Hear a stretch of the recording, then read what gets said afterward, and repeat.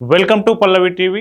మనం ఈరోజు ఒక కొత్త అంశాన్ని చర్చించుకోబోతున్నాం. అదేంటంటే తెలంగాణ రాష్ట్రంలో సంచలనం రేపిన టాపిక్ ఫోన్ ట్యాపింగ్. ఈ ఫోన్ ట్యాపింగ్ గత బీఆర్ఎస్ ప్రభుత్వ హయాంలో పెద్ద ఎత్తున అటు పొలిటికల్ లీడర్లది, ఇటు జడ్జిలది, సొంత ప్రభుత్వంలో ఉన్న నాయకులది కూడా ఫోన్ ట్యాపింగ్లు జరిగినట్టు ఆరోపణలు వచ్చాయి. కొంతమంది పోలీసు అధికారులు అరెస్ట్ అయ్యారు, వాళ్ళు వాంగ్మూలం ఇచ్చారు.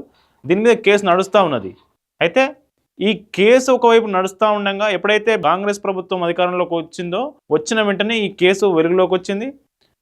ఫోన్ ట్యాపింగ్కి సంబంధించిన ఆధారాలన్నీ ధ్వంసం చేసే ప్రక్రియతో ఈ కేసు వెలుగులోకి వచ్చింది. అయితే ఈ కేసులో కీలక నిందితులుగా ఉన్నటువంటి అప్పటి ఎస్ఐబి చీఫ్ ప్రభాకర్ రావు, ఒక ఛానల్ ఎండి శ్రవణ్ రావు, వీళ్ళిద్దరూ దేశం విడిచిపెట్టి అమెరికాకు పారిపోవడం జరిగింది. ఈ కేసు ఇప్పుడు వాళ్ళ దగ్గరనే ఆగింది. చిన్న కింది స్థాయి అధికారుల విచారణ పూర్తయింది. వాళ్ళకు ఛార్జ్ షీట్ కూడా కోర్టులో దాఖలు చేశారు. ప్రస్తుతం ఏదైతే వీళ్ళిద్దరున్నారో కీ రోల్ పోషించిన ఈ ఇద్దరున్నారో A1, A2 వీళ్ళు ప్రభాకర్ రావును శ్రవణ్ రావు ప్రస్తుతం విదేశాల్లో ఉన్నారు. అయితే వాళ్లను భారతదేశానికి తిరిగి తీసుకురావడానికి పోలీసులు అనేక ప్రయత్నాలు చేశారు. సిబిఐ ద్వారా రెడ్ కార్నర్ నోటీసులు ఇచ్చేందుకు ప్రయత్నం చేశారు.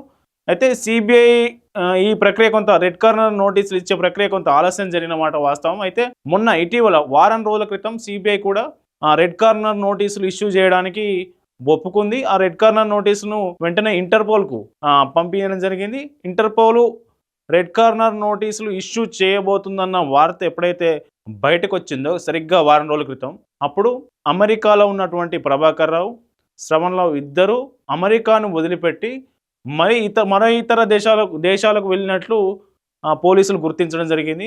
ఈ ప్రక్రియ అంతా ఇటువైపు నడుస్తుండగా సరిగ్గా వారం రోజుల తర్వాత ఇదైతే రెడ్ కార్నర్ నోటీసులు ఇంటర్పోల్కు చేరడం సిబిఐ ద్వారా, రెడ్ కార్నర్ నోటీసులు సిబిఐ ఇష్యూ చేయబోతుందన్న క్రమంలో వారం రోజుల తర్వాత బీఆర్ఎస్కు చెందిన నాయకులు, కేసీఆర్కు అత్యంత సన్నిహితంగా మెలిగే నాయకులు ఒక 2-3 ఆఫ్రికా దేశాల్లో పర్యటిస్తున్నారు. మరి ఆ నిందితులు ఫోన్ ట్యాపింగ్ కేసులో ఎవరైతే బీఆర్ఎస్ పెద్ద నాయకులతో సన్నిహితంగా మిగిలి ఫోన్ ట్యాపింగ్ కేసు నిర్వహణ చేసిరో వాళ్ళు పరారులో ఉన్న ఈ క్రమంలో వాళ్ళు ఏ దేశంలో ఉన్నారు? కొందరేమో ప్రభాకర్ రావు కెనడాకి వెళ్ళారని కొందరు బెల్జియం వెళ్ళారని కొందరు, ఇట్లాంటి వాదనలన్నీ బయటకు వస్తున్న సందర్భంలో వీళ్ళు బీఆర్ఎస్ చెందిన నాయకులు విదేశాల్లో పర్యటిస్తుండటం ఇదే సమయంలో కొంత అనుమానాలకు తావిస్తుంది. ఇది అనుమానం మాత్రమే, ఇది నిజమా కాదనేది మీ కామెంట్లో షేర్ చేయండి. వాళ్ళు ఎక్కడ పర్యటిస్తున్నారో, వాళ్ళ ఫోటోలు ఏంటి, బీఆర్ఎస్ నాయకులు ఎవరెవరు ఉన్నారో ఒక్కసారి చూద్దాం. కొద్దిసేపటి క్రితమే బోయినపల్లి వినోద్ కుమార్ ట్వీట్ చేయడం జరిగింది. ఆయన ఏం ట్వీట్ చేశారంటే, తూర్పు ఆఫ్రికా దేశాలు టాంజానియా, ఉగాండా, కెన్యా పర్యటనలో వినోద్ కుమార్, తక్కలపల్లి రవీంద్రరావు, భిక్షం గుజ్జా అనే ట్వీట్ చేశారు. మాజీ ఎంపీ, ప్లానింగ్ బోర్డు మాజీ chairman, vice chairman Boinapalli Vinod Kumar, MLC Dakkalapalli Ravindra Rao, ఐక్యరాజ్య సమితిలో పనిచేసిన అంతర్జాతీయ జల విధాన నిపుణుడు డాక్టర్ భిక్షం గుజ్జా తూర్పు ఆఫ్రికా దేశాల్లో పర్యటిస్తున్నారు. తూర్పు ఆఫ్రికా దేశాల్లో మేము పర్యటిస్తున్నామని చెప్తున్నారు. ప్రస్తుతం వారు టాంజానియాలోని డార్ ఎస్ సలాంలో పర్యటనలో ఉన్నారు. అభివృద్ధి చెందుతున్న దేశంగా తూర్పు ఆఫ్రికా దేశాల తాజా పరిస్థితి వాస్తవాలను అర్థం చేసుకోవడానికి పాఠశాలలు, వ్యవసాయ క్షేత్రాలు, జాతీయ ఉద్యానవనాలను సందర్శించారు. ఉపాధ్యాయులు, గ్రామ పెద్దలు, స్థానికులతో చర్చించారు. ఉగాండాలో నివసిస్తున్న స్నేహితుల ఆహ్వానం మేరకు తూర్పు ఆఫ్రికా దేశాల్లో ఈ ముగ్గురు పర్యటనకు వెళ్ళారు. నైలు నది పరివాహక ప్రాంతానికి అర్థం చేసుకోవడానికి అనుభవజ్ఞులతో పర్యటిస్తున్నారు. వారు మార్చి 14వ తేదీ శుక్రవారం ఉగాండాకు, 18న కెన్యా వెళ్ళనున్నారు. ఈ నెల 22న భారతదేశానికి తిరిగి వస్తున్నారు. చూడండి, ఉగాండాలో ఉన్న కొంతమంది స్నేహితులు మీరు ఇక్కడికి రండి, అభివృద్ధి చెందుతున్న ఆఫ్రికా దేశాలు ఎట్లా అభివృద్ధి చెందుతున్నాయో చూడండి అని వాళ్ళు ఆహ్వానం పంపితే వీళ్ళు వెళ్ళి చూస్తున్నట్లుగా వీళ్ళు ట్వీట్ చేయడం జరిగింది.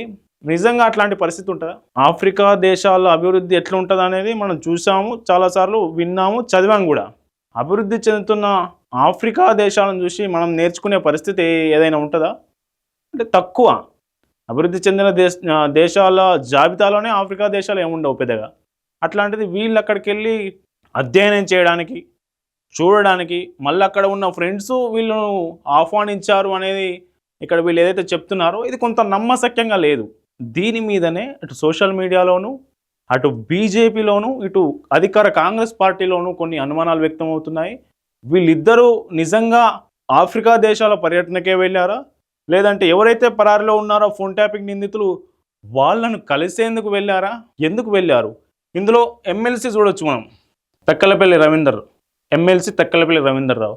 ఎమ్మెల్సీ ప్రస్తుతం అసెంబ్లీ సమావేశాలు నడుస్తున్నాయి. అసెంబ్లీ సమావేశాలు నడుస్తున్న ఈ సందర్భంలో మండలిలో ఉండాల్సిన తక్కలపల్లి రవీందర్ రావు గారు ఎందుకు విదేశాల పర్యటనలో, అది ఆఫ్రికా దేశాల పర్యటనలో, అది మనకు ఫోన్ ట్యాపింగ్ నిందితులు పరారయ్యారు, అమెరికా నుంచి వేరే దేశాలకు పరారయ్యారన్న వార్త వచ్చిన క్రమంలో ఎందుకు అక్కడ పర్యటించాల్సి వస్తుందనేది కొన్ని అనుమానాలకైతే తావిస్తుంది. ఇవి అనుమానాలు మాత్రమే, నా కంక్లూజన్ కాదు. తూర్పు ఆఫ్రికా దేశాల పర్యటన కోసమే వీళ్ళు వెళ్ళారా, లేదంటే తక్కలపల్లి రవీందర్ రావు, బోయినపల్లి వినోద్ కుమారు కేసీఆర్కి అత్యంత సన్నిహితులు, వీరు శ్రవణ్ రావు, ప్రభాకర్ రావుని కలిసేందుకే వెళ్ళారు అనేది ఒక అనుమానం. ఇది అనుమానం మాత్రమే.